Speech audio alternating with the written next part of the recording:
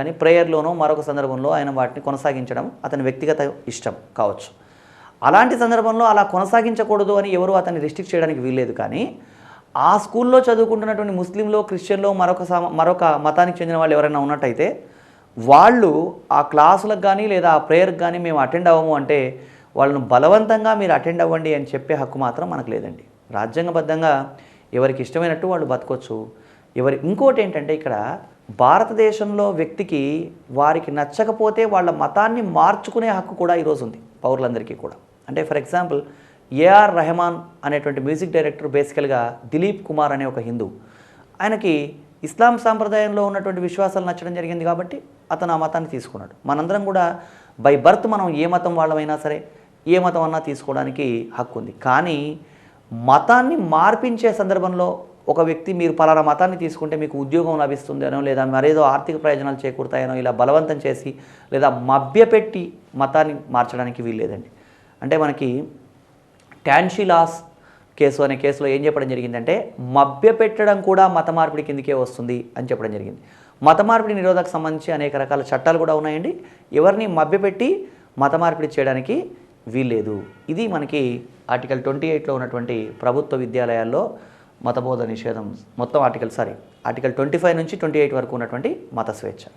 Next ప్రాథమిక హక్కుల్లో next హక్కు సాంస్కృతిక విద్యా విషయపు హక్కు అండి. ఆర్టికల్ 29 అండ్ 30 సాంస్కృతిక విద్యా విషయ హక్కు గురించి తెలియజేస్తున్నాయి.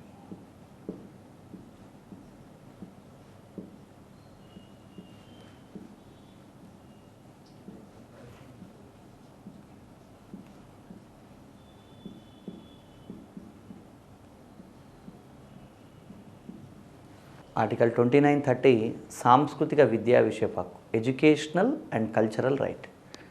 ఈ సాంస్కృతిక విద్యా విషయపు హక్కులో ఇది స్పెసిఫిక్గా ఈ రెండు నిబంధనలు ఆర్టికల్ 29, 30 సాంస్కృతిక విద్యా విషయపు హక్కు అనే అంశం ఎవరికి సంబంధించింది అంటే మైనారిటీ వర్గాలకు సంబంధించింది. అంటే మైనారిటీ వర్గాల రక్షణకు సంబంధించింది అని మనం అర్థం చేసుకోవాలి.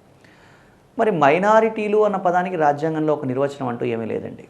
పలానా వాళ్ళు మైనారిటీలను లేదు. కానీ భిన్న సందర్భాల్లో న్యాయస్థానాలు వెలిబుచ్చిన అభిప్రాయాల ప్రకారం మైనారిటీలు భారతదేశంలో 2 రకాలు అని మనం అర్థం చేసుకోవాలి.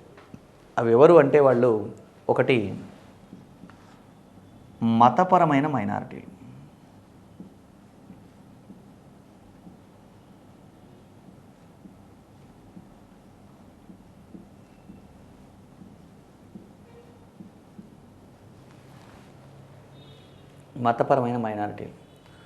ఈ మతపరమైన మైనారిటీలు అంటే ఎవరు అంటే మతపరమైన మైనారిటీలు అంటే అల్పసంఖ్యాక వర్గాలందరూ అనుకుంటారు. అంటే సిక్కులు, జైనులు, బౌద్ధులు ఇట్లా ఏవేవో చెప్పడానికి అవకాశం ఉంది. కానీ సింపుల్గా ఒక పాయింట్ అండి. ఇక్కడ హిందువులు తప్ప మిగతా అన్ని మతాల వారు మతపరమైన మైనారిటీ. మతాన్ని ప్రాతిపదికగా తీసుకున్నప్పుడు ఎవరు మతపరమైన మైనారిటీలు అంటే హిందువులు తప్ప మిగతా అన్ని మతాల వారు మతపరమైన మైనారిటీలు. మైనారిటీల్లో ఇంకా ఏం చెప్పొచ్చు అంటే రెండో రకం భాషాపరమైన మైనారిటీలు.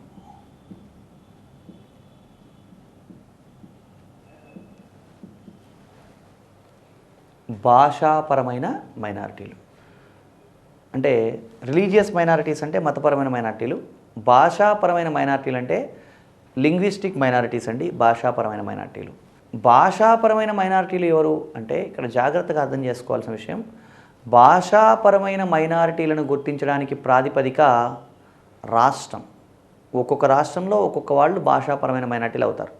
ఫర్ ఎగ్జాంపుల్ తెలంగాణ, ఆంధ్రప్రదేశ్ రాష్ట్రాల్లో తెలుగు మాతృభాషగా కలిగిన వాళ్ళు మినహా మిగతా వాళ్ళందరూ కూడా భాషాపరంగా మైనారిటీలు అవుతారు.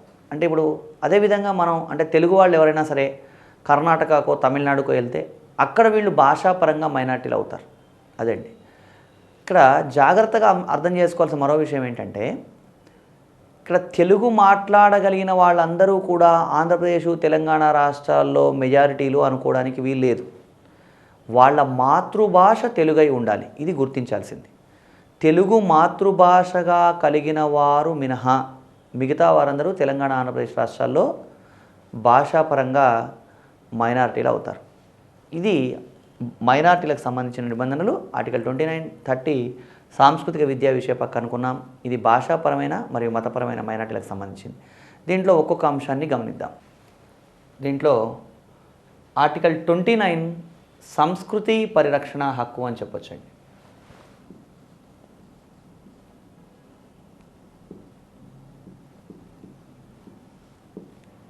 సంస్కృతి పరిరక్షణ హక్కు. ఆర్టికల్ 29లో సంస్కృతి పరిరక్షణ హక్కులో ఏం చెప్పడం జరిగింది అంటే, దీంట్లో ఎవరైనా సరే, అంటే స్పెసిఫిక్గా చెప్పాలంటే 29(1)లో దేశంలో ఉండే ప్రతి వ్యక్తి కూడా తన భాషను, లిపిని, సంస్కృతిని పరిరక్షించుకునే హక్కును కలిగి ఉంటాడు. దేశంలో ఉండే ప్రతి వ్యక్తి కూడా తన భాషను, లిపిని, సంస్కృతిని పరిరక్షించుకునే హక్కును కలిగి ఉంటాడని చెప్తున్న నిబంధన 29(1).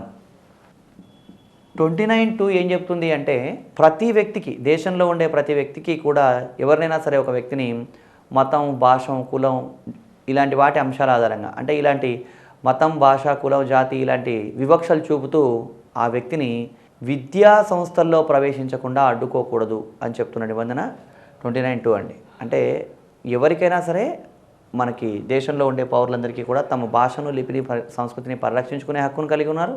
అదేవిధంగా మెరిట్ ఉన్నప్పుడు ఏ వర్గం వాళ్ళైనా సరే, ఏ మతం వాళ్ళైనా సరే వాళ్ళు విద్యా సంస్థల్లో విద్యను పొందడానికి కూడా అవకాశాన్ని, హక్కును కలిగి ఉన్నారు. కాబట్టి ఈ 29 సంస్కృతి పరిరక్షణ హక్కు అని మనం చెప్పవచ్చు. ఆర్టికల్ 29 తర్వాత నెక్స్ట్ మనం తెలుసుకోవాల్సింది ఆర్టికల్ 30.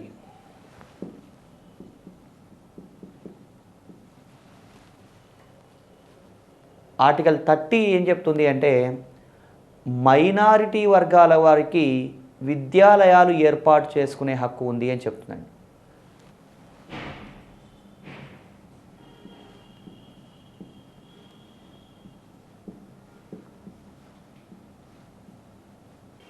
మైనారిటీ వర్గాల వాళ్ళకి విద్యాలయాలు ఏర్పాటు చేసుకునే హక్కు ఉంది. అంటే మైనారిటీ వర్గాల వాళ్ళు ఎవరైనా సరే విద్యాలయాలు ఏర్పాటు చేసుకోవచ్చు, విద్యాలయాల్ని నిర్వహించుకోవచ్చు, విద్యాలయాల్ని కొనసాగించడానికి అవకాశం ఉంది. ఎవరైనా ఒక మైనారిటీ వర్గానికి సంబంధించినటువంటి వ్యక్తులు విద్యాలయాలు ఏర్పాటు చేసుకున్నప్పుడు కూడా రాజ్యం ఆ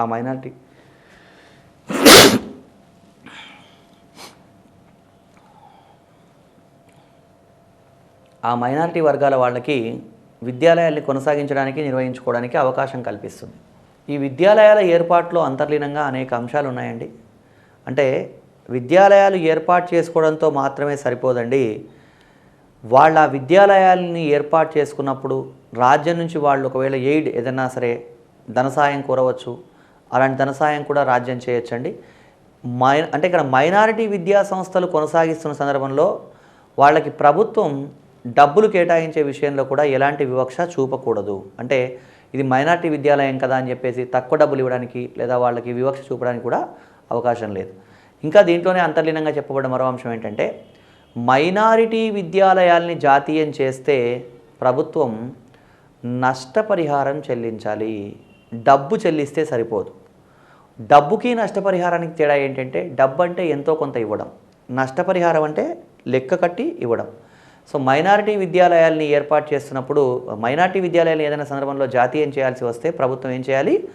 నష్టపరిహారమే చెల్లించాలి, డబ్బు చెల్లిస్తే సరిపోదు. భారతదేశంలో ప్రస్తుతం ఉన్న చట్టాల ప్రకారం నష్టపరిహారం అనేది రెండు సందర్భాల్లో చెల్లిస్తూ ఉన్నారండి. ఒకటి వ్యక్తిగత సాగులో ఉన్న వ్యవసాయ భూమిని స్వాధీనం చేసుకున్నప్పుడు, రెండవది మైనారిటీ విద్యా సంస్థలను జాతీయం చేస్తున్నప్పుడు ఈ విధంగా నష్టపరిహారం చెల్లించాలి.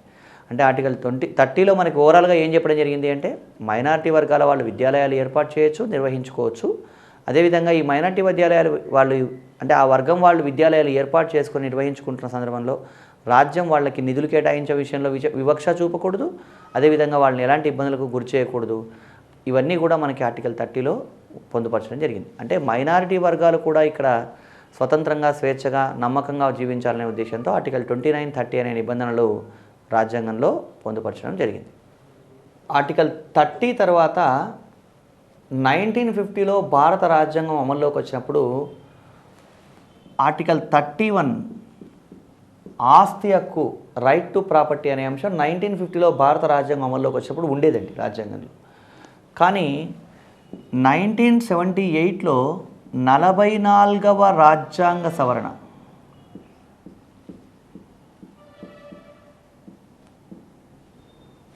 44వ రాజ్యాంగ సవరణ చేసి ఆస్తి హక్కును ప్రాథమిక హక్కుల జాబితా నుంచి తొలగించడం జరిగింది. ఇక్కడ జాగ్రత్తగా అర్థం చేసుకోవాల్సిన విషయం, ఆస్తి హక్కును ప్రాథమిక హక్కుల జాబితా నుంచి తొలగించారు అంటే రాజ్యాంగంలో 3వ భాగం నుంచి తొలగించారని మాత్రమే అర్థం అండి. దీన్ని మొత్తం భారత రాజ్యాంగం నుంచే తీసేయలేదు. ఆర్టికల్ 31లో ఉన్నటువంటి ఆస్తి హక్కును, అంటే రాజ్యాంగంలో 3వ భాగంలో ఆర్టికల్ 31లో ఉన్న ఆస్తి హక్కును 3వ భాగం నుంచి తొలగించి 12వ భాగంలో 300Aలో పొందుపరిచారు. అంటే 12వ భాగంలో ఆర్టికల్ 300కి అనుబంధంగా 300A అనే అంశాన్ని పొందుపరిచి దాంట్లో ఈ 31లో ఉన్న ఆస్తి హక్కును తీసుకుని 300Aలో పొందుపరచడం జరిగింది. అంటే రాజ్యాంగంలో 3వ భాగంలో ఉన్న వాటిని ప్రాథమిక హక్కులని, 3వ భాగం వెలుపల ఉంటే వాటిని రాజ్యాంగబద్ధమైన మరియు చట్టబద్ధమైన హక్కులని పిలుస్తాం. సో ప్రస్తుతం అంటే 1978లో రాజ్యాంగ సవరణ ద్వారా ఆస్తి హక్కును ప్రాథమిక హక్కుల జాబితాను తొలగించడం జరిగింది. కాబట్టి ప్రస్తుతం ఆస్తి హక్కు అనేది ఎలాంటి హక్కు అంటే చట్టబద్ధమైన లేదా రాజ్యాంగబద్ధమైన హక్కు మాత్రమే తప్ప ఇది ప్రాథమిక హక్కు కాదు అని గమనించాలండి. సో ఇక్కడ గమనించాల్సిన మరొక విషయం, ఆస్తి హక్కును రాజ్యాంగం నుంచి తొలగించలేదు, కేవలం ప్రాథమిక హక్కుల జాబితా నుంచి మాత్రమే తొలగించడం జరిగింది. ప్రాథమిక హక్కులు ఈ అంశం పూర్తయిన తర్వాత ఆస్తి హక్కు గురించి మనం సపరేట్గా చర్చించాల్సిన విషయం. అంటే 1950 నుంచి ఆస్తి హక్కు ఎలా పరిణామక్రమం చెందింది ఏంటి అనేది అది మరొక టాపిక్లో వస్తుంది. ప్రాథమిక హక్కులు అనే టాపిక్ మాట్లాడుకుంటున్నాం కాబట్టి జస్ట్ ఆస్తి హక్కును ప్రాథమిక హక్కుల జాబితా నుంచి తొలగించడం జరిగింది అన్న అంశం మాత్రమే ఇక్కడ మనం తెలుసుకుంటాం. నెక్స్ట్ ఆర్టికల్ 32 అండి, రాజ్యాంగ పరిహారపు హక్కు. ఈ ఆర్టికల్ 32 రాజ్యాంగ పరిహారపు హక్కు మొత్తం ప్రాథమిక హక్కులు మొత్తంలోనూ important article.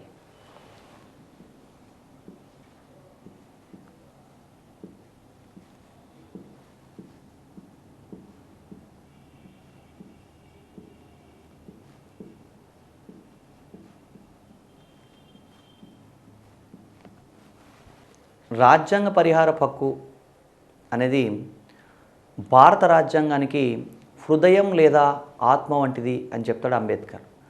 Right to constitutional remedies అంటే భారత పౌరులకి ప్రాథమిక హక్కుల్లో ఏ ప్రాథమిక హక్కుకు భంగం కలిగినా ఆర్టికల్ 32 ప్రకారం మనం న్యాయస్థానాన్ని ఆశ్రయించవచ్చండి. అంటే ప్రాథమిక హక్కులకు భంగం కలిగినప్పుడు ఆర్టికల్ 13 మరియు 32 ద్వారా మనం సుప్రీంకోర్టును,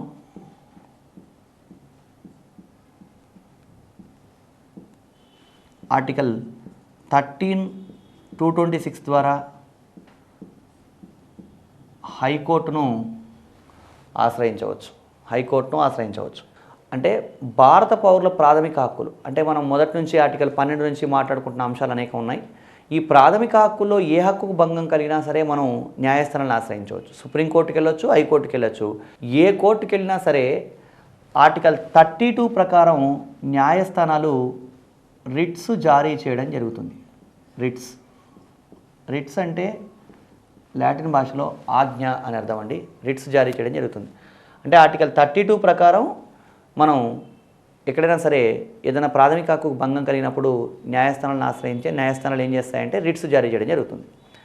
ఇక్కడ ఫస్ట్ మనం అర్థం చేసుకోవాల్సిన ఏమంటే ఏదైనా సందర్భంలో అవసరమైతే భారత రాజ్యాంగం నుంచి ఆర్టికల్ 32ను తొలగించవచ్చా అంటే ప్రాథమిక హక్కుల ప్రారంభంలో ఒక విషయం మాట్లాడుకున్నాం. ప్రాథమిక హక్కులు అపరిమితమైనవి కావు అని. అపరిమితమైనవి కావు అంటే ఏంటి అర్థం? వీటిని తొలగించడానికి, తగ్గించడానికి, మార్పు చేయడానికి అవకాశం ఉంది అని. అలా మార్పు చేసే అవకాశం ఉంది కాబట్టే ఆర్టికల్ 31లో ఉన్న ఆస్తి హక్కును ప్రాథమిక హక్కుల జాబితా నుంచి తొలగించేశాం. ఆర్టికల్ 31లో ఉన్నటువంటి ప్రాథమిక హక్కుల జాబితా నుంచి ఆస్తి హక్కును తొలగించినప్పుడు ఆర్టికల్ 32ను కూడా తొలగించడానికి అవకాశం ఉన్నట్టే అని అనిపిస్తుంది. కానీ ఇక్కడ గమనించాల్సింది ఏంటంటే ఆర్టికల్ 32ను ఒకవేళ మనం తొలగించామనుకోండి రాజ్యాంగం నుంచి, అలాంటప్పుడు మిగతా ప్రాథమిక హక్కులన్నీ ఉన్నా లేనట్టే. ఎందుకు? ఏ ప్రాథమిక హక్కుకు భంగం కలిగినా మనం న్యాయస్థానానికి వెళ్ళడానికి అవకాశం ఉండదు. న్యాయస్థానానికి వెళ్ళడానికి అవకాశం లేనప్పుడు ప్రాథమిక హక్కులు ఉండడం వల్ల ఏ ప్రయోజనం ఉండదు. అంటే ఎవరికైనా మనం ఒక కార్ గిఫ్ట్ ఇచ్చేసి ఆ కార్ కీ మనం జోబులో వేసుకొని దాన్ని లాక్ చేసి మన జోబులో వేసుకొని ఈ కారు నువ్వు ఎంజాయ్ చేయంటే ఆ వ్యక్తి దాన్ని ఏ రకంగా నువ్వు ఉపయోగించలేడు. అదేవిధంగా ప్రాథమిక హక్కులకు భంగం కలిగినట్టయితే అంటే ప్రాథమిక హక్కులకు భంగం కలిగితే వ్యక్తి న్యాయస్థానాన్ని ఆశ్రయించాలి కాబట్టి ఆర్టికల్ 32 ఉండాలి. దీన్ని సింపుల్గా ఏమని చెప్తారంటే ఆర్టికల్ 32 అనేది భారత రాజ్యాంగాన్ని హృదయం లేదా ఆత్మ వంటిదని అంబేద్కర్ అన్నాడు కాబట్టి దాన్ని రాజ్యాంగాన్ని తొలగించడానికి వీల్లేదు అని అనుకుంటాం. రాజ్యాంగబద్ధంగా చెప్పాలంటే ఆర్టికల్ 32 అనేది భారత రాజ్యాంగం మౌలిక స్వరూపంలో అంతర్భాగం. కాబట్టి ప్రాథమిక హక్కుల జాబితా నుంచి ఆర్టికల్ 32ను తొలగించడానికి వీల్లేదు. రాజ్యాంగ మౌలిక స్వరూపం అంటే ఏంటి అంటే రాజ్యాంగ మౌలిక స్వరూపం అంటే పలానా ఎక్స్ పలానా వై పలానా జెడ్ అని స్పెసిఫిక్గా ఇదే రాజ్యాంగ మౌలిక స్వరూపం అని న్యాయస్థానాలు చెప్పలేదండి. భిన్న సందర్భాల్లో భిన్నమైన అభిప్రాయాలు వ్యక్తం చేయడం జరిగింది. ఎందుకు అలా జరిగింది అంటే ఏది రాజ్యాంగ మౌలిక స్వరూపమో సుప్రీంకోర్టు ఒకవేళ చెప్పినట్టయితే ఆ రాజ్యాంగ మౌలిక స్వరూపానికి భంగం కలిగించే విధంగా పార్లమెంటు చట్టాలు చేసే అవకాశం ఉంది కాబట్టి చెప్పలేదు. ఇది కొంచెం జాగ్రత్తగా అర్థం చేసుకోవాల్సిన విషయం. రాజ్యాంగ మౌలిక స్వరూపం అంటే ఏంటి అనేది మరి మనం దీన్ని బేస్ చేసుకొని అసలు